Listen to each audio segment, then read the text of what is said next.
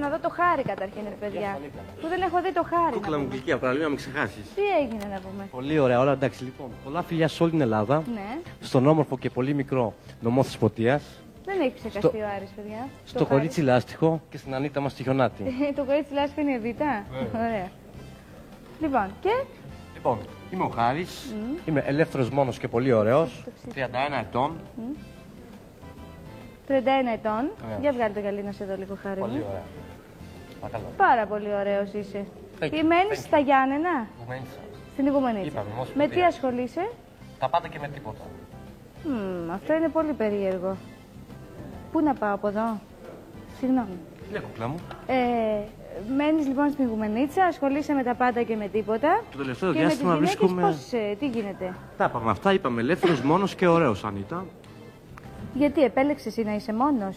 Το τελευταίο διάστημα ναι. Σε κούραζαν οι πολλές γυναίκες και οι πολλές σχέσεις? Στο παρελθόν ναι. Μάλιστα. Αλλά τώρα θέλω να. Και ζήτησες μια κοινωνική αποστήρωση από ό,τι φαντάζομαι.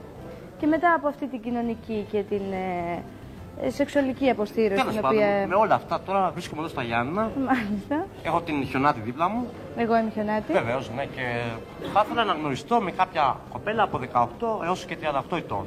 Ναι. Κοίταξε, εγώ αν ήμουν Χιονάτης θα έπρεπε να είσαι ο Νάνος. Αλλά είσαι πάρα πολύ ψηλός για Νάνος, οπότε θέλεις μια κοπέλα τι ηλικίας? Είπαμε από 18 έως 38 ετών. Ναι, αλλά είσαι αμφιβόλου. Δεν ξέρουμε τι κάνεις. Κοίταξε να δεις. Όταν μου λες θα κάνω όλα και τίποτα, εγώ δεν μπορώ να σε δώσω έτσι. Για γνωριμία και βλέπουμε. Γνωριμία. Και αν που ξέρω εγώ αύριο μεθαύριο μα κάνεις την γνωριμία και κάνεις τίποτα άλλο. Εντάξει, μετά την απομάκρυνση του πλατό, ουδέμια ευθύνη φέρομεν εμείς. Αλλά τέλος πάντων προσπαθούμε τουλάχιστον να έχουμε και μια ευαισθησία απέναντι. Κοίταξε να δεις, με ρώτησες τι δουλειά κάνω. Γίνονται. Και σου είπα, κάνω τα πάντα και τίποτα. μπορείς Καταλαβαίνεις. να μου πεις Δηλαδή πώς εννοώ ότι το τελευταίο χρόνο είμαι άνεργος. Α, Αυτό εννοώ. έλαχε δηλαδή τώρα τελευταία. Ναι, μπράβο. Ωραία, μάλιστα.